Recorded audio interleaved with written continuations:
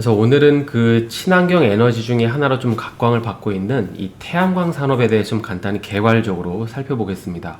뭐 이제 정부 정책이 옳다 그르다를 이제 논하려는 건 아니고, 이제 간단하게 이제 태양 에너지를 활용한 이제 발전 원리를 좀 살펴보고, 또 그 가운데서 이제 개인적으로 태양광 산업을 바라보는 뷰에 대해서도 좀 말씀을 드릴까 합니다. 일단 이제 결론부터 좀 말씀을 드리면, 이제 태양광 발전의 경우 여러 가지 뭐 장단점이 있겠지만은, 이제 현재 시점에서는 이 기사의 이제 제목처럼 역설적이게도 이 온실가스를 가장 많이 배출하는 산업이 될 수 있다라는 건데요. 그래서 그 이유를 좀 보기 전에 먼저 이 태양광 발전이랑 이제 태양열 발전을 좀 헷갈려 하시는 분들이 있을 것 같은데, 약간 이 둘은 이제 다르죠.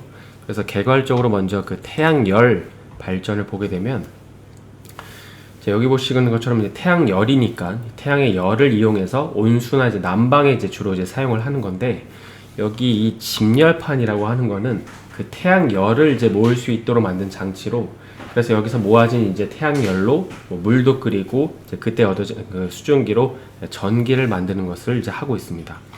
그리고 또 이제 태양광 발전이라는 거는, 이것도 이제 그림을 보시면 이해가 되실 텐데, 태양광이니까 태양으로부터 오는 빛을 전기 에너지로 바꿔서 전기를 생산을 하는 건데, 그래서 이제 끝에 열이랑 광이 다르니까 열과 광을 구분해서 좀 생각을 하시면 될 것 같습니다.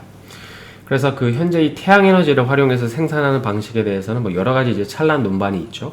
크게 구분을 좀 해보면은, 먼저 일단 찬성을 좀 하는 이제 포지션 같은 경우에는 이 태양광 에너지는 환경을 염두에 둔 신재생 에너지 사업 내에서 이제 수혜 산업 중에 하나일 거고, 그리고 또 이거는 뭐 한국만 이제 하는 게 아니고 전 세계가 또 함께 육성을 하는 산업이고, 그리고 무엇보다도 이제 앞으로 고갈될 이 석유 자원을 대비해서라도 지금부터 좀 발전을 해야 한다는 이제 논리가 있는 것이죠.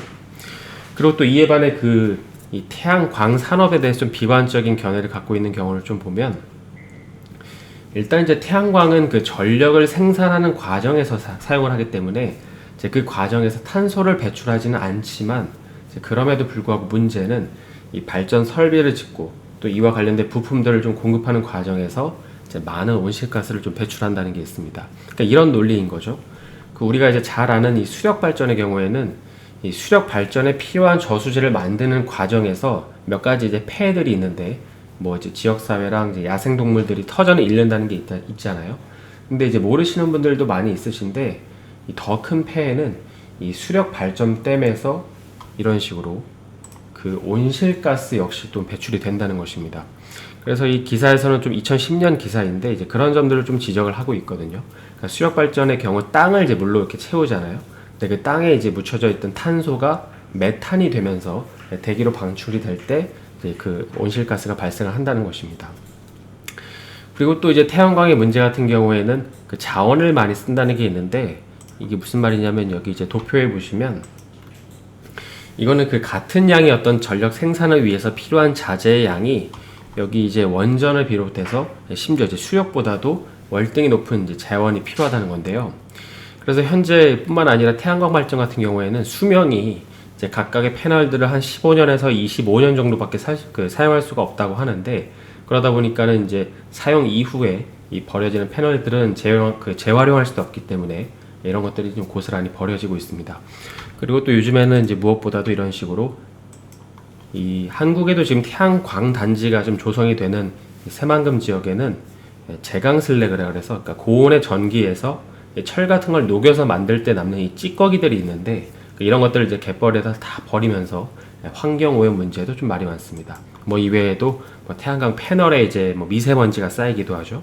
그리고 또 조류들의 어떤 분비물들 때문에 패널을 씻고 또 청소하는 데에도 엄청난 인력이 좀 소모되는 것도 있는데, 그리고 마지막으로 또 이런 식으로, 이거는 그 일본의 그 최대 규모의 어떤 수상 태양광에서 화재가 난 사실인데, 뭐 풍력도 이제 마찬가지겠지만은 이 태양광의 경우 화재가 발생하면 그러니까 그러니까 다 타버리기 때문에 화재를 진압한다고 하더라도 다시 이제 복구가 안 되고 다시금 설치를 해야 하는 리스크가 있습니다. 그래서 이제 얘기를 하다 보니까는 뭐 너무 안 좋은 부면들만 쭉 이렇게 열거를 한 것 같긴 한데, 아무튼 이제 다시 본론으로 돌아와서 이제 이런 가운데 왜 태양광 발전이 이 온실가스의 주범인지에 대한 얘기를 다시 해보면, 사실 그 이유는 바로 이 중국과 좀 밀접한 관련이 있습니다. 그러니까 현재 지금 전 세계적으로 보급이 되고 있는 태양광 패널 상당수가 이 석탄 발전에 의존하고 있는 이 중국산 부품으로 좀 생산이 되고 있기 때문인데요. 그리고 아마 이건 이제 대표적으로 이 폴리실리콘을 말하는 건데, 그래서 아시는 분들도 있겠지만은 이 태양광 패널 같은 경우에는 이 폴리실리콘을 웨이퍼로 만들고 또 이렇게 해서 가공한 태양 전지를 붙여서 이제 패널을 조립을 하는 거잖아요. 근데 이 폴리실리콘의 현재 한 80% 정도가 중국이 맡아서 이렇게 생산을 하고 있습니다.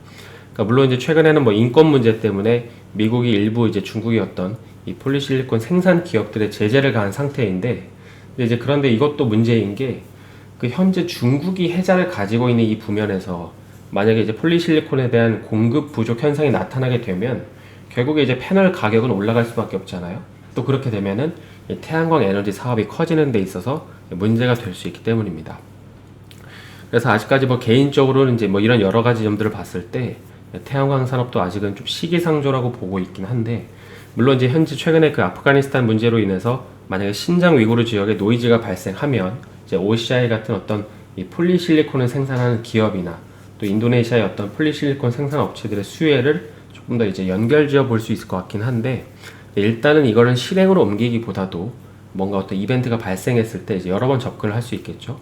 그리고 더 중요한 거는 이거는 이 미중 관계에 좀 연동이 돼서 움직이는 흐름인 만큼 좀 이슈를 계속 보면서 뭔가 비중을 늘리든 실행을 하든 이런 식으로 조금 팔로우업을 해볼 수 있을 것 같습니다.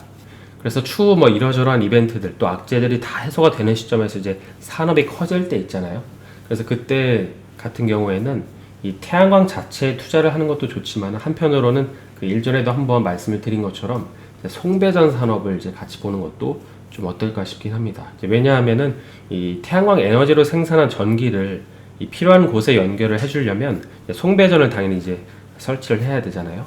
근데 이게 지금 현재 기술력으로는 한 6년에서 8년 정도의 설치 기간이 필요하다고 하기 때문입니다.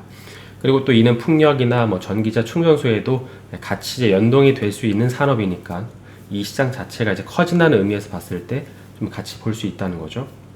그래서 오늘은 좀 간단히 뭐 한쪽으로 이제 기울여서 약간 이제 그 할애를 많이 해서 얘기를 한 것 같지만 이 태양광 산업에 대해서 좀 여러 가지 점들에 대해서 살펴봤는데요.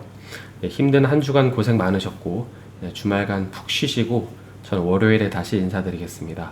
오늘 영상이 도움이 되셨다면 좋아요와 구독 부탁드립니다.